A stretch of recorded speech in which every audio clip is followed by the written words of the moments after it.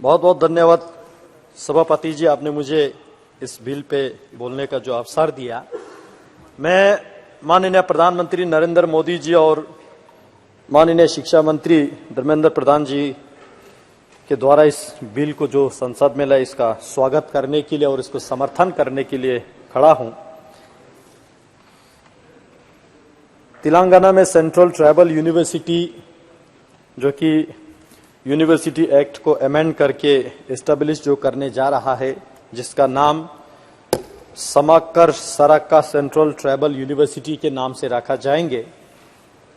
देश के 8.6% पॉपुलेशन जो हमारे ट्राइबल कम्युनिटी के हैं, हम सब की ओर से स्वागत करते हैं और धन्यवाद देते हैं। माननीय प्रधानमंत्री जी ने ट्राइबल कम्युनिटी के लिए इस 9 साल के कार्यकाल में बहुत कुछ किया।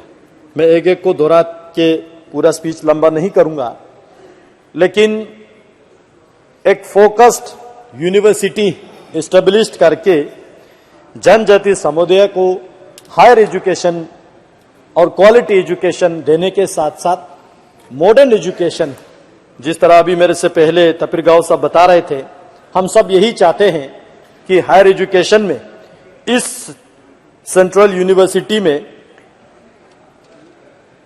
ट्राइबल कम्युनिटी के कल्चर है, ट्रेडिशन, पहचान, उनके बारे में तो स्टडी होगा ही, लेकिन साथ ही साथ आधुनिकता हो, आईआईटी हो, आईआईएम हो, दुनिया लेवल के एजुकेशन ट्राइबल कम्युनिटी को मिले और नॉन ट्राइबल कम्युनिटी के लोग भी उसमें आके ट्राइबल के बारे में जानकारी हासिल करें, ये हम सब चाहते हैं।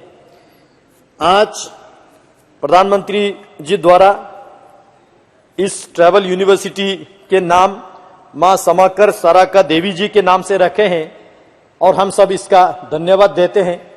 इससे पहले जो जनजातीय गौरव दिवस 15 नवंबर से मनाना माननीय प्रधानमंत्री जी ने शुरू किया था, जिसके जरिए भगवान बिरसा मुंडा जी के प्रेरणा सभी ट्राइबल कम्युनिटी को देते हुए और इस देश में ट्राइबल कम्युनिटी के चाहे फ्रीडम फाइटर हो या इस देश को बनाने में हो, ट्राइबल कम्युनिटी के योगदान को संवारा, इस बात के लिए धन्यवाद देते हैं। माननीय प्रधानमंत्री जी ने इस 9 साल में ट्राइबल कम्युनिटी के उन्नति के लिए, विकास के लिए 2014 से 2023 तक 4,495 से लेके 12,462 करोड़ रुपए के बजट केवल ट्राइबल मिनिस्ट्री के द्वारा खर्च करके, चाहे वो लोअर एजुकेशन में हो, हायर एजुकेशन में हो या ओवरऑल इंफ्रास्ट्रक्चर डेवलपमेंट में हो, बहुत कुछ किया। मैं लद्दाख से आता हूं। लद्दाख जो कि पूरा पॉपुलेशन 96% जो है ट्राइबल कम्युनिटी आते हैं, उसमें मेजर 8 ट्राइब्स जो हमारा आते हैं, केवल आर्गोन कम्युनिटी को छोड़ के, तो पूरे लद्दाख के कम्युनिटी भी चाहते हैं, ट्राइबल कम्युनिटी भी चाहते हैं कि उनको अच्छा शिक्षा मिले, उच्च शिक्षा मिले, क्वालिटी एजुकेशन मिले, जिसको ध्यान में रखते हुए हम माननीय मंत्री जी को धन्यवाद अर्पित करना चाहते हैं। सिंधु सेंट्रल यूनिवर्सिटी लद्दाख में अलग से बिल लाके हमें दिया, उसके अलावा यूनिवर्सिटी ऑफ लद्दाख दिया, उसके अलावा central institute of Buddhist studies को डीम यूनिवर्सिटी का दर्जा दिया। इतने काम जो है अभी लद्दाख के ट्राइबल कम्युनिटी के एजुकेशन के लिए हो रहा है। साथ ही साथ मैं इस बिल के माध्यम से माननीय मंत्री जी से निवेदन करना चाहता हूं, लद्दाख के किसी भी इस एक यूनिवर्सिटी के अंतर्गत ट्राइबल रिसर्च इंस्टीट्यूट होना बहुत जरूरी है।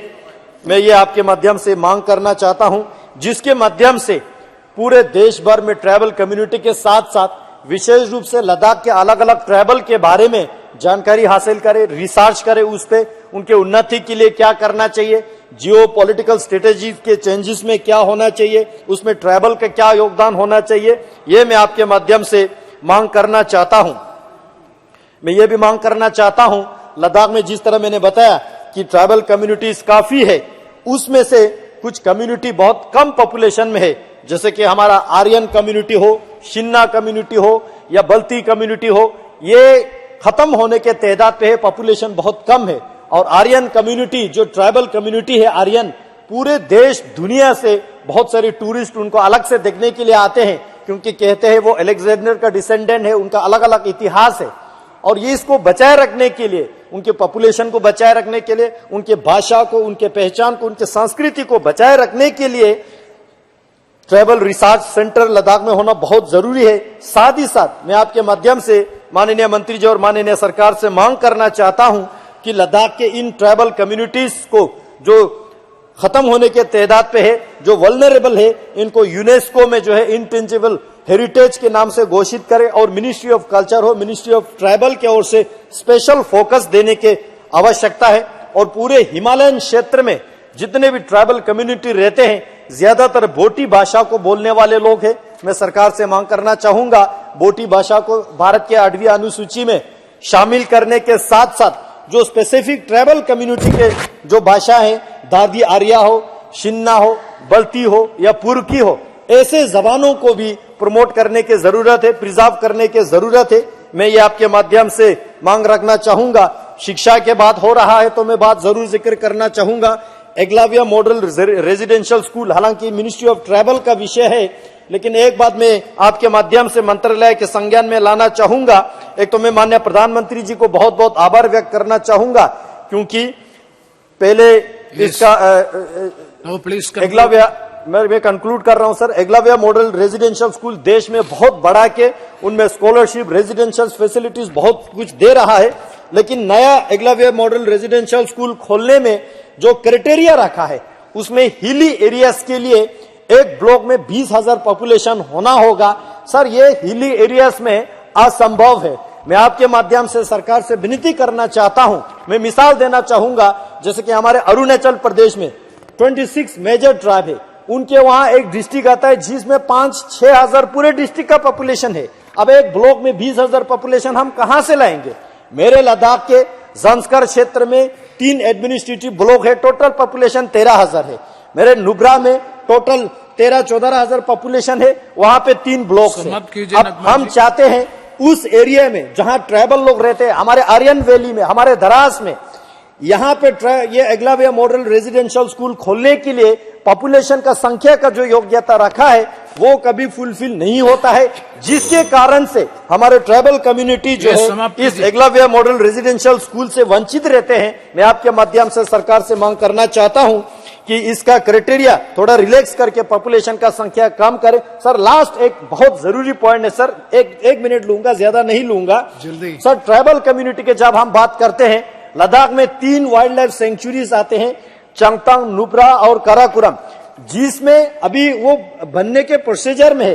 ये वाइल्ड लाइफ एक्ट 1987 द्वारा लाया गया है, जो अभी फाइनल स्टेज पे भी नहीं हुआ है, फाइनल नहीं है।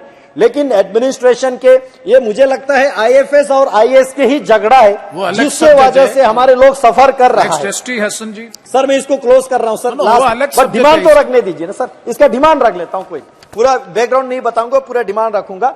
सर, हिमिस नेशनल पार्क का टोटल एरिया जो है 3,350 है, जिसको ग्राउंड पे 5,000 को रखा है। 4,000 हमारे Changthang, 4,000 square kilometre Changthang cold desert wildlife sanctuary का है, ग्राउंड पे 18,000 को कैप्चर करके रखा है। Karakoram wild life sanctuary 5,000 square kilometre है, जिसका 15,000 स्क्वायर किलोमीटर ग्राउंड पे कैप्चर करके रखा है। केवल वहां के रेजिडेंट को नहीं, डोमिसाइल को नहीं, इंडिजीनियस को नहीं, बल्कि देश के स्ट्रेटेजिकल पॉइंट ऑफ व्यू से इंफ्रास्ट्रक्चर डेवलप करने में हमें दिक्कत हो रहा है सर। इसलिए मैं आपके माध्यम से सरकार से मांग करना चाहूंगा, इसको रेशनलाइज करें और जहां जहां ह्यूमन हैबिटेशन है वो सारा एक्सक्लूड करके एजुकेशन, शिक्षा में हमें आगे बढ़ने का मौका दे, इकोनॉमिक अफेयर्स में हो, इंफ्रास्ट्रक्चर डेवलपमेंट